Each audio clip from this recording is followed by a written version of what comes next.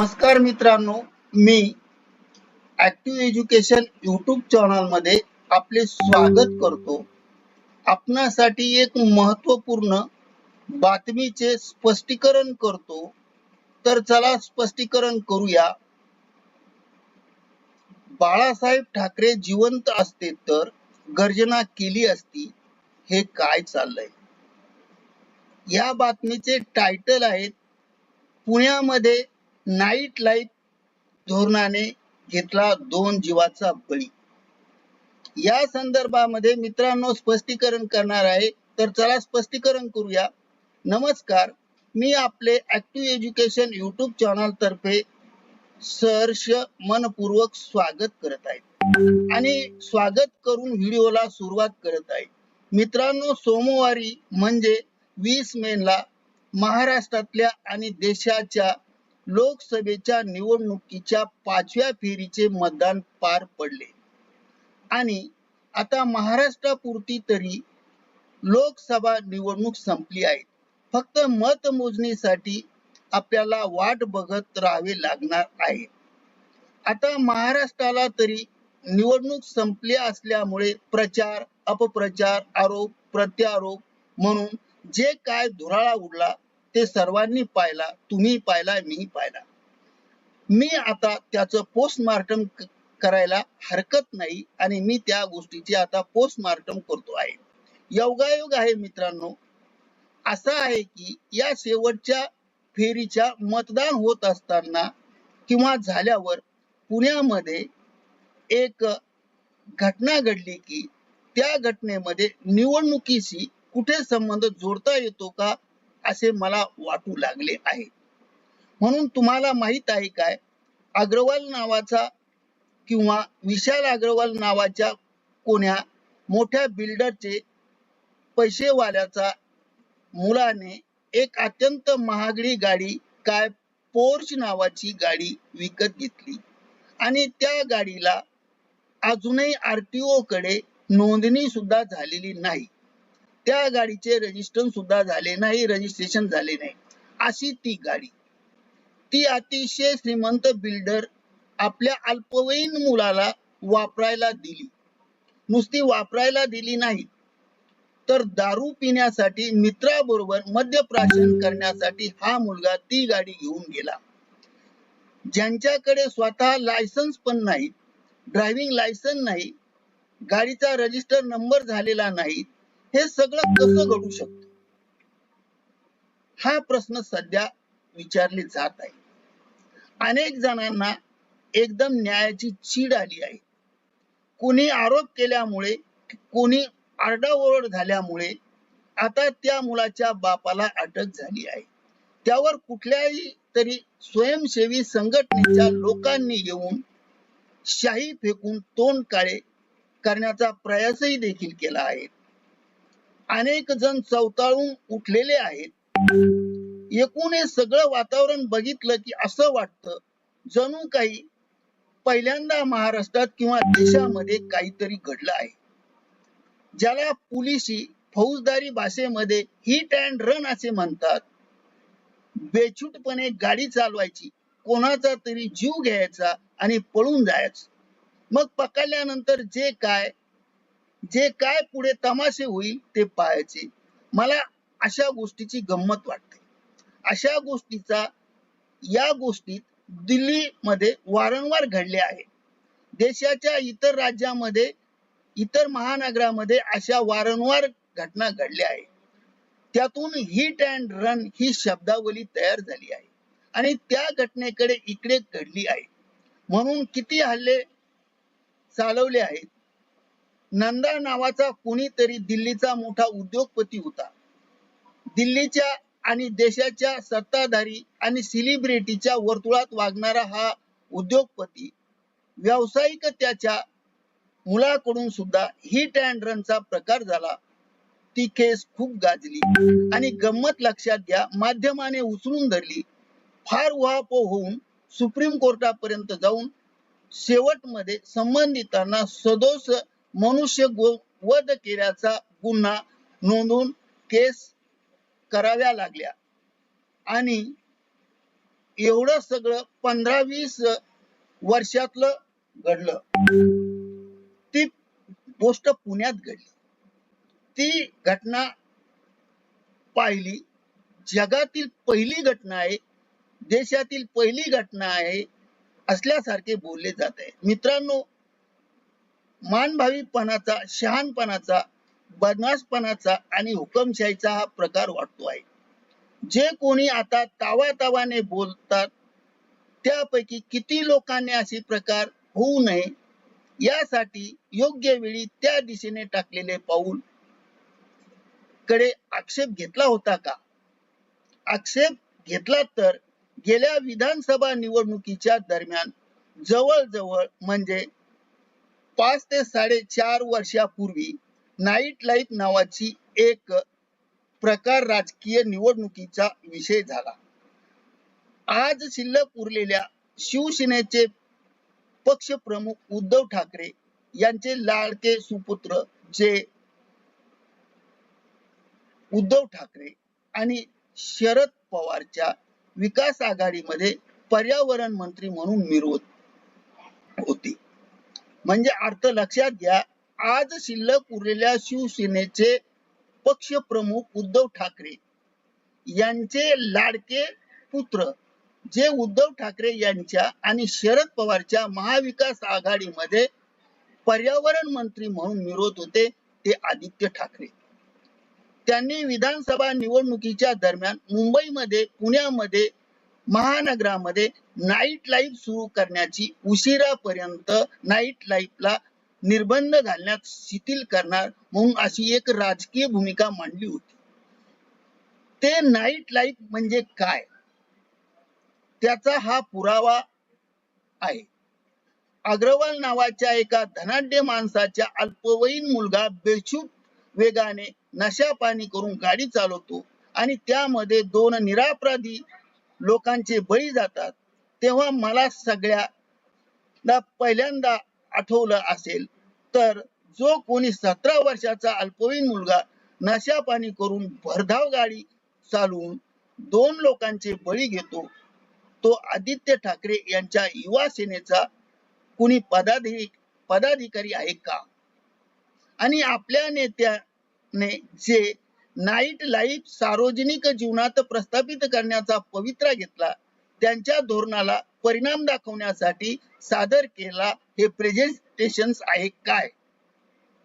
संपूर्ण मीडियाला तो इंग्रजीचा असो, तो मराठीचा असो किंवा तो हिंदीचा असो, सर्व मीडियाला याबाबत कुणालाही हा काही घातपात अपघात झालेला आहे. या अपघाताचे मूळ कारण नाईट लाईफ नावाच्या प्रकारामध्ये होतो आणि येतो आहे. नाईट लाईफ म्हणजे काय? ज्यावेळी सगळे जग निवांत झोपलेलं असतं, थकून काम करून लोक शांतपणे झोपतात आणि दिवसाच्या उद्याच्या कष्टाच्या तयारी करतात. अशा वेळेवर दिवसभर कष्ट न करता दिवसभर लोळत पडणारे गर्भ श्रीमंत आपल्या पैशाची उधळण करून बेछूट बेताल तुफान होण्यासाठी ज्या प्रकारचा मस्तवाल व्यवस्था शोधत असतात त्याला नाईट लाईफ असे म्हणतात. मराठी माणसाला न्याय हक्कासाठी स्थापन केलेल्या शिवसेनेच्या 3ऱ्या पिढीचे नेतृत्व मराठी माणूस गेल्या कचऱ्याच्या कुंडीत पडतोय. मुंबई, पुणे आणि तसेच महानगरामध्ये नाईट लाईफ सुरू करायचं म्हणून एक राजकीय भूमिका मांडतात आणि त्यामध्ये याच्याशी थेट संबंध येतो आणि मग शेवटच्या टप्प्यात उद्धव ठाकरे आणि शिवसेनेने केलेल्या जाहिरातीमध्ये शब्द आठवतात. यावेळेस टीव्हीवर एक जाहिरात फिरली. हे काय चाललंय? अरे हे काय चाललंय? रॅप नावाचा रॅप नवीन संगीत गाण्याचा प्रकार आला. त्या शैलीमध्ये जी जाहिरात शिवबाच्या लोकांनी निवडणुकीच्या शेवटच्या टप्प्यात 3ऱ्या, 4थ्या आणि 5व्या फेरीच्या टप्प्यात मतदानाच्या वेळी सगळ्या चॅनलवर फिरवली. अरे हे काय चाललं? अरे हे काय चाललं? अर्थात त्यांनी या जाहिरातीमध्ये महागाई वाढली, गॅस महागडा होता, बेरोजगारी होती यांच्यावर भर दिलाय. नाईट लाईफ बद्दल काही बोललं नाही.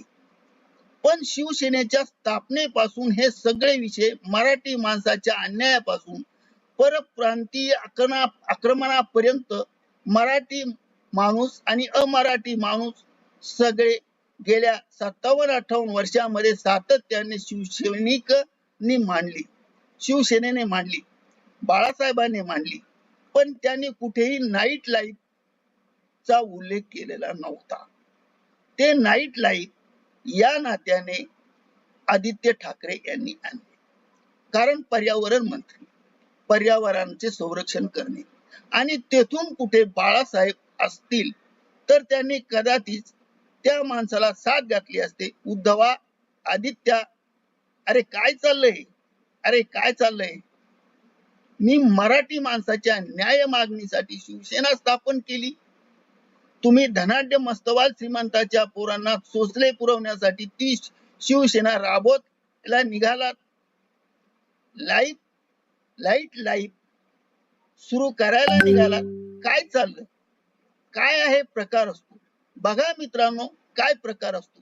आज बाळासाहेब असते तर त्यांनी नातवाचा कान धरून नक्की पकडला असता आणि कदाचित विचारलं असतं, अरे काय चाललंय, अरे काय चाललंय. मंत्री होताच आपला मुलगा मुख्यमंत्री होण्यासाठी शिवसेनेला दगाबाज बोलून टाकतो, तेव्हा पिता विचारतो, अरे हे काय चाललंय. किती नेमके शब्द आले, 3 शब्द, अरे काय चाललंय. अनावधानाने का होईना ती गाणे कुणी रचले हे मला माहित नाही, पण गाण्याचा प्रकार कसा आहे हे मला समजतं. कोणीतरी गाणे रचले मला माहित नाही, पण शब्दाचे अर्थ चांगले स्पष्ट उधळतात. उद्धव ठाकरे यांचे दिवंगत पिताजी बाळासाहेब ठाकरे विचार असतील आपल्या मुलाला, अरे हे काय चाललंय, अरे हे काय चाललंय. शिवसेना या नावाने काय चाललंय, हिंदुत्व या नावाने काय चाललं, आणि नाईट लाईफ या नावाने काय चाललं.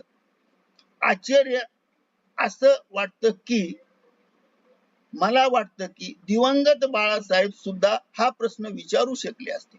पत्रकार म्हणून मिरवणाऱ्या कोणत्याही बेशरम माणसाला त्या अग्रवालाच्या पोराने जो काही दिव्य प्रकार केला त्याच्या नाईट लाईफ विषयी नेमकं काय संबंध आहे, असा प्रश्न आदित्य ठाकरेंनी विचारायला हिम्मत कुणाची झाली नाही. संजय राऊत बोलतोय आपल्या अकलेनुसार, पण पुण्यातल्या घडलेल्या घटनेमध्ये 2 निराप्रत मुलांचा जीव जातो.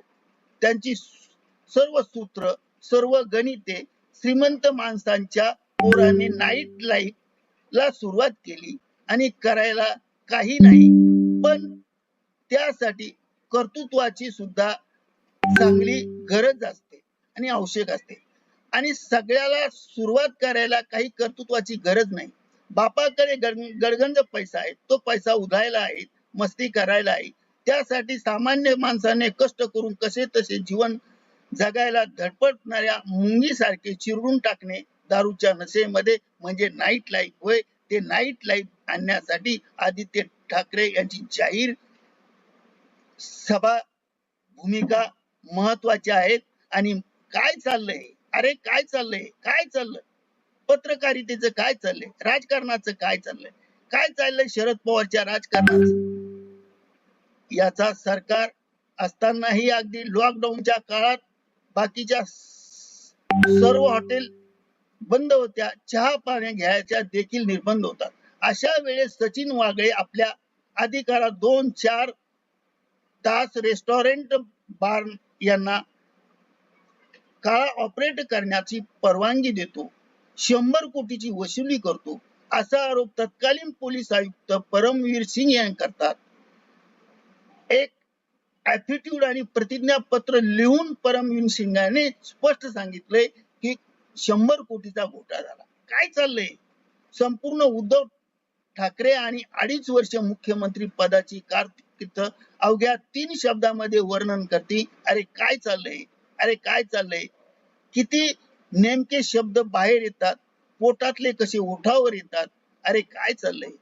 यांनीच पोचलेले लोक पत्रकार एका शब्दाने विचारित नाही, आदित्यजी तुम्ही जे नाईट लाईफ आणलं होतं त्याचा परिणाम आज अग्रवालाचा धनाढ्य मस्तवाल पोरगा आहे, लायसन्स शिवाय, गाडीच्या रजिस्ट्रेशन शिवाय, वेगाच्या मर्यादाशिवाय गाडी पळवतो आणि 2 अपराध जीव घेतो. हा तुमचा नाईट लाईफचा प्रयोग यशस्वी झाल्याचे लक्षण नाही.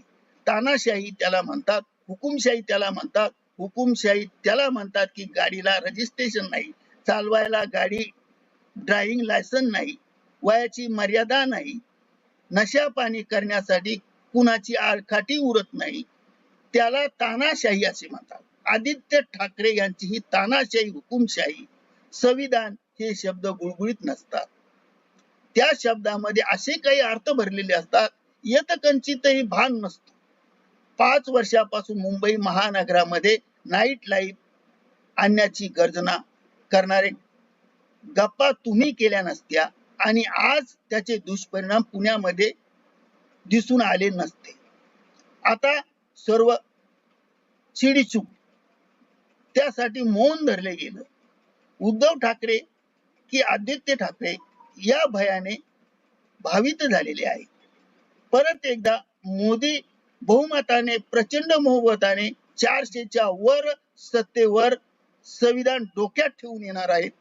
लोकशाहीला धोका आहे असे म्हणता तुम्ही. नुसत्या तुमच्या कल्पनेने लोकांचे जीव धोक्यात आले. कष्ट करून पोट भरणाऱ्याचे गुजराण करणारे लोक तुमच्या नाईट लाईफच्या हवाशा पोटी आणि कल्पनेपोटी आरी गेलेल्या कडून किडामुंगी सारखे चिरडून मारले आणि परत विचारता काय चाललंय, काय चाललंय, काय चाललंय, काय चाललंय उद्धवजी, अत्यंतजी काय चाललंय. जा समोर या आणि जगासमोर आपल्या थोबाडीत मारून घ्या.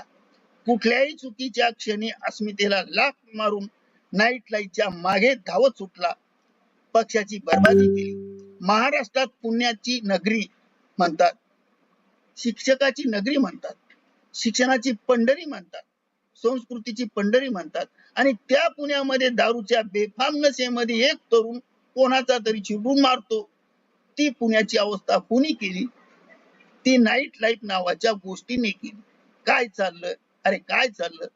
कोण रॅप लिहिणारा आहे? तो दाखवणारा, चित्रण करणारा कोण आहे? त्याला सांगा त्याच्यावर रॅप बनव आणि आदित्याला दाखव दाढी खाजून. अरे काय चाललं? दारू पी, शुद्धीवर राहून गाडी चालव, लायसन्स शिवाय गाडी चालू नको, असं काहीतरी रॅप करा. जे मुद्दे नाहीत, कुठलीही लोकशाही धोक्यात आलेली नाही, लोकशाही धोका होती असे गाणे कोणत्या तरी चॅनलवर वाजले असते का? नाही. अशी जाहिरात आरोप करू शकली नसती. म्हणून आपल्या नाईट लाईफच्या कल्पनेने लोकांच्या डोक्यामध्ये वाईट विचार आणून घातले आणि थोडा खेद करत, खंत करत आदित्य ठाकरेकडे आहेत. काय चाललं रे, काय चाललं? तुम्हाला कळत असतं तर तुमच्या हातातून पक्ष निसटला नसतात, तुमच्याकडून जनमानसाचा कौल पायदळी तुडवला गेला नसतात. या पक्षाचा नेता मुख्यमंत्रीपदी मिळवण्यासाठी पक्षाने अर्ध शतकापेक्षा अधिक काळ मतदाराची मशागत करून पक्षाची एक बांधणी केली. ती पायरी तोडून मुख्यमंत्री पद मिळवायला गेले उद्धव ठाकरे. त्यातून असे आदर्श निर्माण होतात.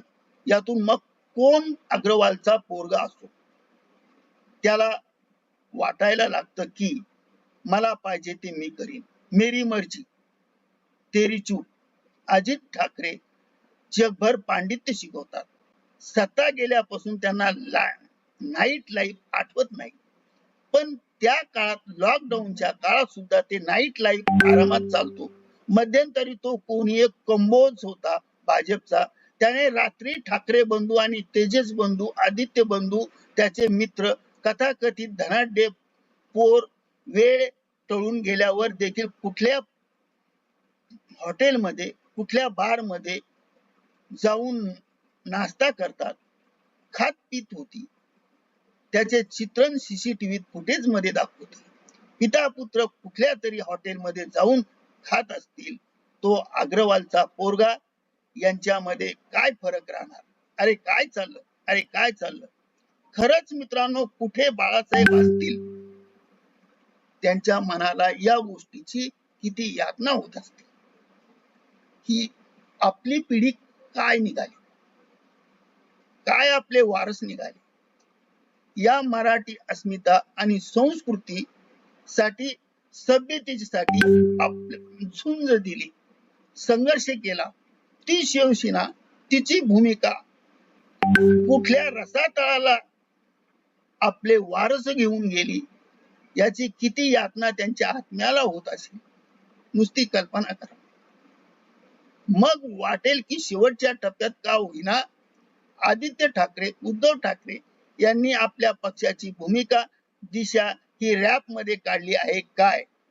अरे हे काय चाललं देशामध्ये, काय चाललं? कदाचित रात्री अवेळी कधीतरी राजकारणाचा आपला आजोबा आपला पित्याच्या समोर उभा राहत असेल आणि बंद दरवाजाच्या मध्ये बाळासाहेबांच्या खोलीत उद्धव ठाकरे डोकावत असेल.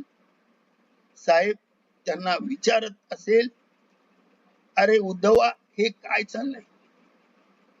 आता शिवसेनेची ठाकरे सेना चालेल असे वाटते?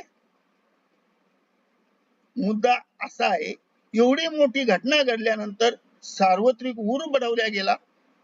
यामध्ये आदित्य ठाकरे यांचा नाईट लाईफ असा कोणता परिपक्व धोरण होते की नाईट लाईफच्या धोरणाची गरज आदित्य ठाकरे यांना आणली?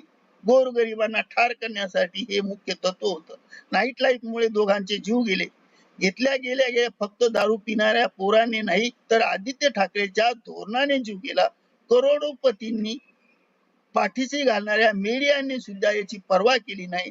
बाकी झालंच काय? पण त्याच्यासाठी आदित्य ठाकरे परिपाक काय आहे एवढं त्याला धागा जोडणे कुणाला आवश्यक वाटत नाही. या सगळ्यांनी दोघांचा बळी घेतला फक्त तो दारू पिणाऱ्या पोरांनी. आदित्य ठाकरेच्या उचापती पाठीशी घालणाऱ्या माध्यमाने सुद्धा निरापराधांचा बळी घेतलाय. नाईट लाईफ धोरणाने खरंच पर्यावरण सुधारले का, हा प्रश्न प्रत्येकाने स्वतःला विचारावा. बाळासाहेब ठाकरे जिवंत असते तर गर्जना केली असती, हे काय चाललं?